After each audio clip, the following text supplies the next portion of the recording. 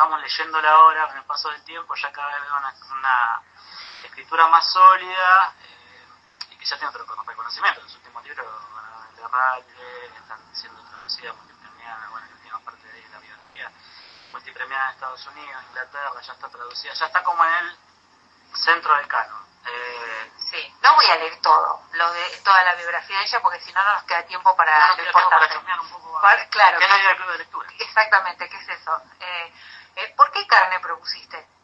Lo propuse porque me parece que tenía que ver con el oficio de ella, y cómo comenzó trabajando como de escritora, pero también tiene un conocimiento de lo que pasa en los medios de comunicación. Entonces, no es inocente que la maquinaria discursiva está constantemente traccionando y funcionando como un caníbal que en ese momento toma un objeto de observación para agarrar y desechar después, cuando, no sé, en este caso tenemos dos chicas que se comen a su ídolo, que a su vez también era una construcción, no era un músico que tenía gran oficio, sino que era un músico que era un poco una construcción de la industria, por llamarlo de alguna manera, y él mismo se daba cuenta de eso y se suicida. Espina se llama. Entonces cuando se suicida, ya era con su segundo disco, que tenía ya como una obra en crecimiento, una proyección, una furia, un club de fans, gente que llenaba estadios, se quita la vida. A mí me parece que ya hay como dos libros dentro de un libro. Cuando Espina se quita la vida, que la maquinaria discursiva se piensa que todo va hacia un lado, porque al principio desaparece hasta que no encuentra que se suicida. Y también fíjate que el primer tema tabú que toma es el del suicidio. ¿Qué pasa con el suicidio? Es algo que se da un famoso en el resto de los medios de comunicación. El suicidio es invisibilizado en la sociedad. Alguien se suicida y no aparece ni siquiera en las estadísticas, si te lo pones a pensar, porque bueno, con la excusa de que puede llegar a crear a veces uno cuando se pone a ver el índice de suicidios que hay incluso en nuestra ciudad, que es una de las principales, dice, bueno, ¿es la mejor manera invisibilizándolo o es la mejor manera mencionándolo? En realidad hubo todo durante mucho tiempo no hablar de suicidio por esta cosa de que no sea como algo, y pongo comillas, un contagio, ¿no? El tratamiento era ese. Y después, en realidad, lo que nos viene a decir es que sí hay que hablarlo, porque si no se habla es como que si no existe. Entonces pongámoslo, tratémoslo de la mejor manera, responsablemente, pero hablemos de suicidio porque es algo que pasa y como bien vos decís, Nico, los datos son alarmantes, en la ciudad también son muy alarmantes. Sí, una vez estaba conversando eso con gente y me asombraba la cantidad de gente joven que se suicida en Bahía, y de hecho el otro día con una conocida que hace más de un mes y medio atrás iba caminando por el cine, en un centro, y vio que alguien la miraba desde arriba y se tiró. En una calle del cine, poner un viernes a las 8 de la noche, y eso no salía a ningún lado. Entonces, bueno, te llama a pensar eso. Y en el relato, fíjate que funciona, pero que nadie se hace preguntas por qué él se suicida.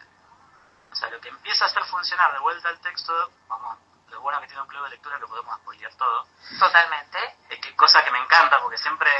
Sí, hay un goce en eso en vos. Pero es que no soy muy ansioso, entonces, bueno, es como una manera de... A veces cuando voy a hablar me dicen, bueno, reseñar, y digo, bueno, este libro no lo puedo reseñar porque a veces es difícil sin spoilearlo. Me pasó el otro día que estaba haciendo una columna sobre el último de Sacomano, que de alguna manera va contando todos los personajes, van contando en todos los capítulos algo importante. Entonces, bueno, reseñarlo es medio imposible, o sea, hablar a nivel, es un poco ver cómo aborda el texto, pero te quedás muy a mitad de camino si no spoileas.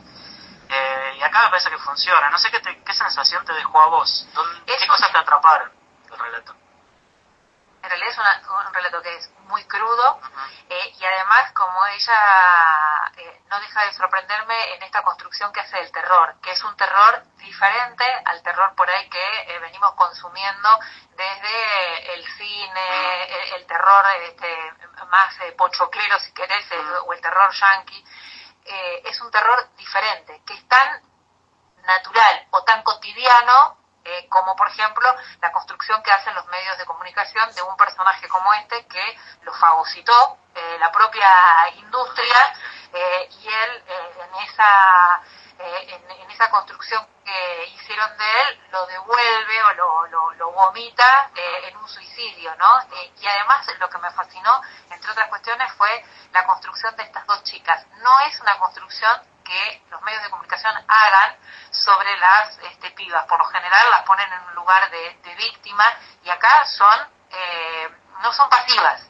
No, es que no es casual que... Y eso me parece que ella, es lo que vos decías, coincido con esto que vos decías al inicio, conoce los mecanismos de los medios de comunicación y cómo apelan al morbo, y entonces lo da vuelta ella, y eso me pareció genial. Yo creo que no debe ser fácil, como hablábamos al principio, luego de un primer éxito como fue Bajar es lo peor, para Enrique después cargar con esto de el mote de es la refundadora del género de terror en Latinoamérica, por llamarlo de alguna manera. Pero para mí a través de su marca te enseña a ver del terror de otra manera, porque nosotros tenemos distintos estereotipos de, como vos decís, de consumo de terror, y en los personajes de ellos que estábamos charlando hace un rato acá, fíjate que por ejemplo la mujer cumple un rol determinante. Ella decía que no quería que las chicas queden como en un segundo plano, sino que quería que ellas fueran las que se comieran a un tipo, literalmente, y que fueran las que hicieran silenciar por un rato y dejar sin palabras a un presentador que vive de llenar aire. Y fíjate que a partir de eso, cuando ellas... ¿querés spoilerlo vos o lo spoileo yo? No, spoilerlo, todo tuyo. Cuando se encuentra el cuerpo y le dan sepelio, como que se empieza a diluir el tema, ya los medios como que empiezan, a un poquitito tiempo ya empiezan a olvidarse, empiezan a decir que... Deja de ser tapa y aparecen policiales. Aparecen policiales, ya después empieza el chisme de una vedette, ya empiezan otros chismes que son más livianos y listo. Cuando se está por diluir eso, algo se estaba gestando, que estaba marcado por ahí, en el barrio de ellas, y ellas toman la decisión de ir hasta el cementerio, ir a comerse literalmente comerse a su ídolo, para hacer lo propio y ponerlo en su cuerpo, que tiene un gesto medio también ahí, medio sacro, si se quiere. Nada, eso causa, primero, uno cuando lo está leyendo, ¿qué le causa? Que también es cuando uno dice, acá hay una escritora que no mueve el piso. Te causa rechazo, te causa repulsión. Y muchas veces nosotros leemos un intento de eso con otros escritores que no logran causar el efecto, y es porque se quedan a mitad de camino. Y en Enrique no pasa eso de quedarse a mitad de camino. No, cruza la línea. Cruza la línea constantemente, cruza lo mismo que está haciendo los personajes, ella te lo está haciendo a nivel discursivo, transgrede.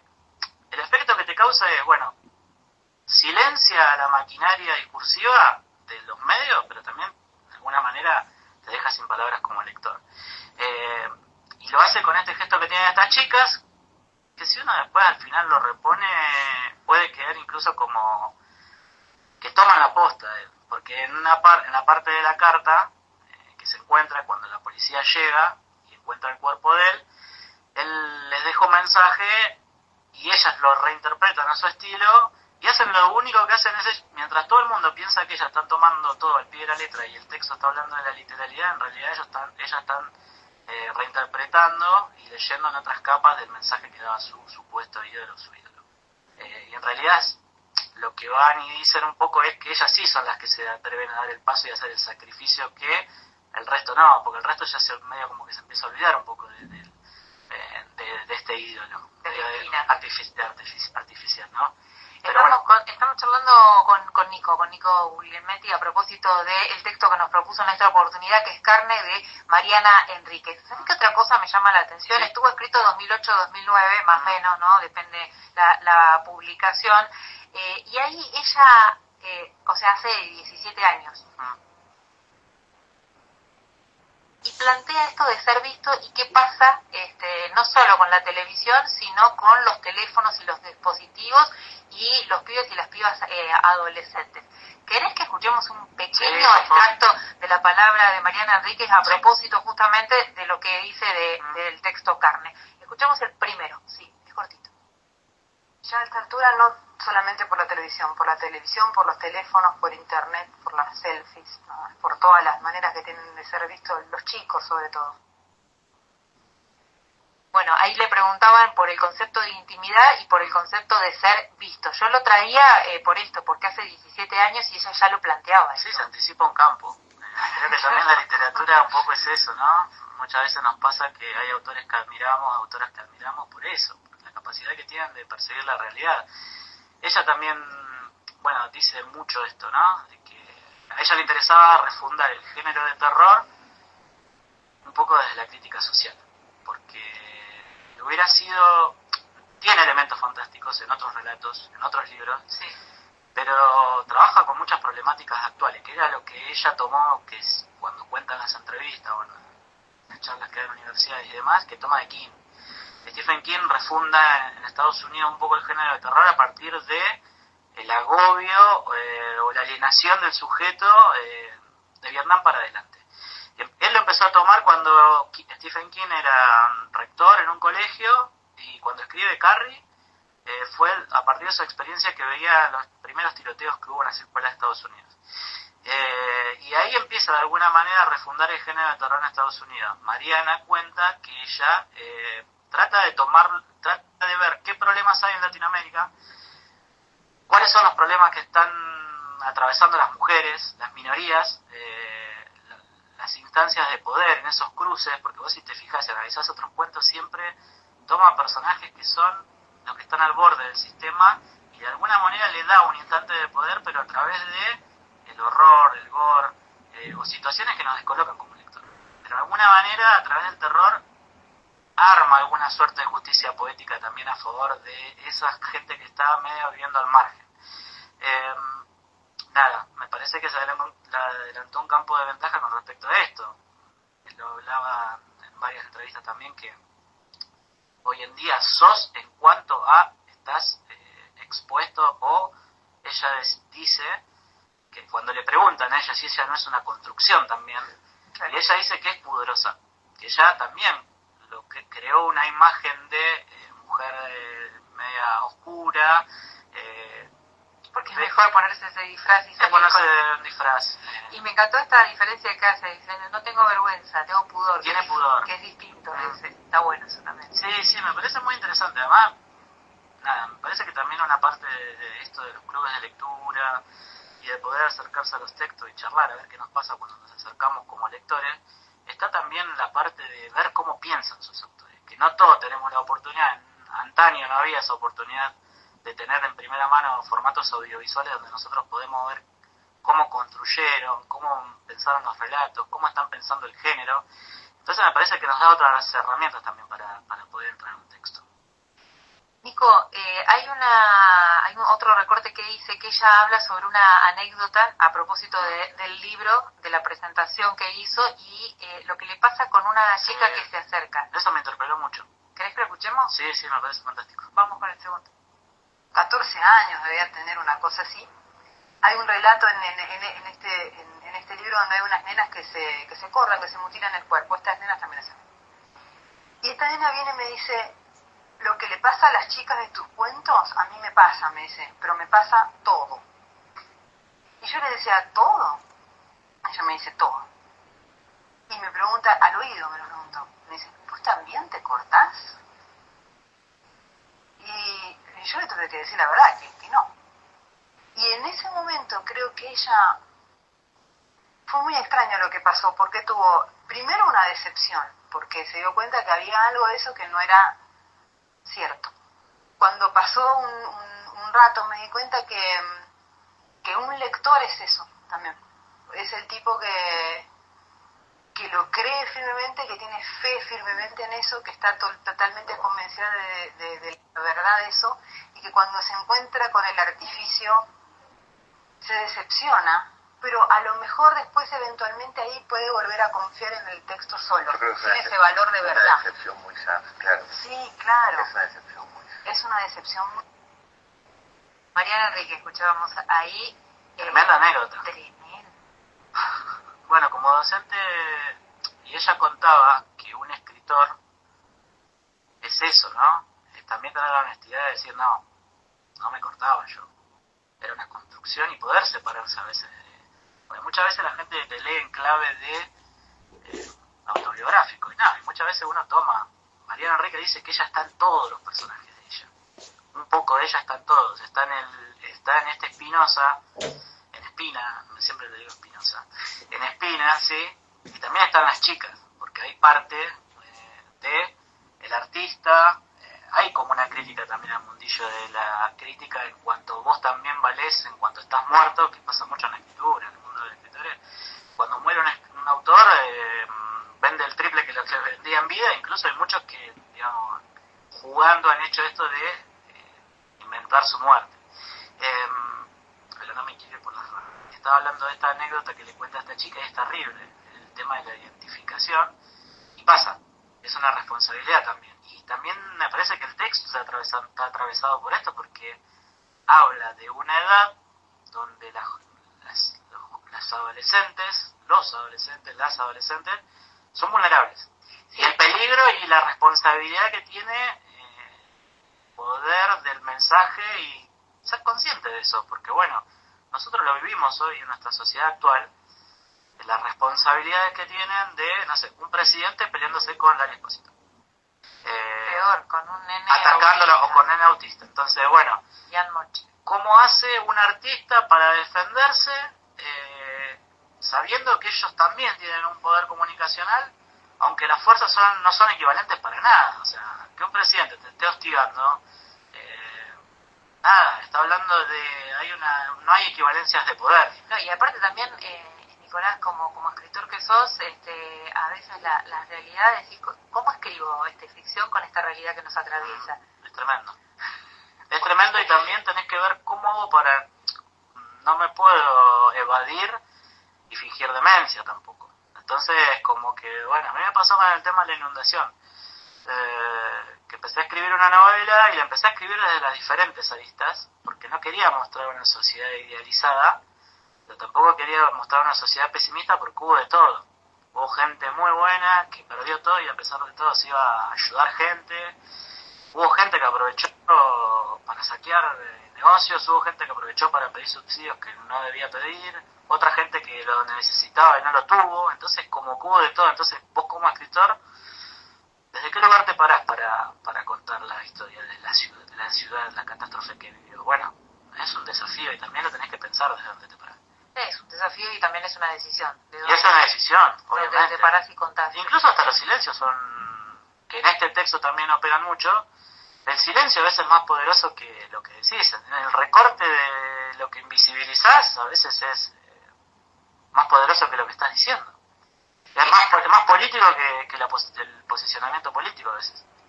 Bueno, todo es político. Sí. Lo que decís, lo que no decís, lo que dejás entrever. Decime qué querés que... alguno de los extractos que querés que lea. Yo quisiera que lea todo, pero bueno. No, todo es imposible.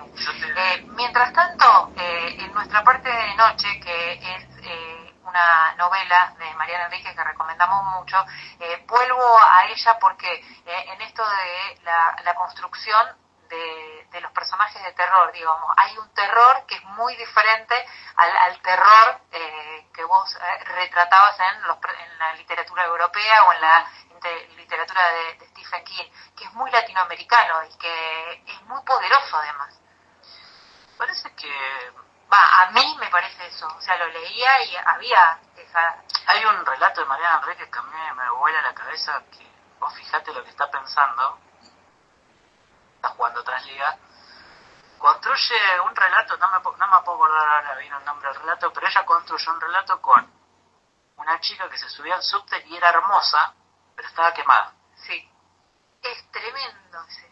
Y ella está jugando constantemente con eso que sigue generando en los tipos, o en las mujeres también, porque era una chica muy linda, muy atractiva, y le puso una capa de monstruosidad, por llamarlo de alguna manera, para generar la incomodidad y el contraste, y generar eso que decís, bueno, ¿lo veo o no lo veo? ¿La miro o no la miro? ¿Me sigue gustando? No, me causa repulsión. Bueno, eso es lo que te demuestra que es una escritora que, digamos, sabe manejar los hilos o mover las tuercas del género, porque te incomoda y te hace pensar de otra manera, no te hace ir al texto llano que vos decís, bueno, voy hacia lo obvio, me va a poner en una situación convencional, va a ir hacia lugares comunes. No, constantemente te está sacando de los lugares comunes. Que eso la otra vez lo escuchaba de Samantha Joy, lo escuché, que a propósito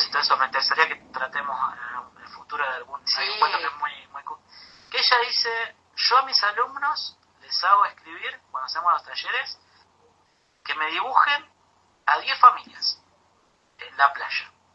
Entonces me dice, 8 de 10 te van a agarrar y te van a dibujar una nena o un nene, chicos, con el padre y la madre, y abajo de un sol y una sombrilla y el mar.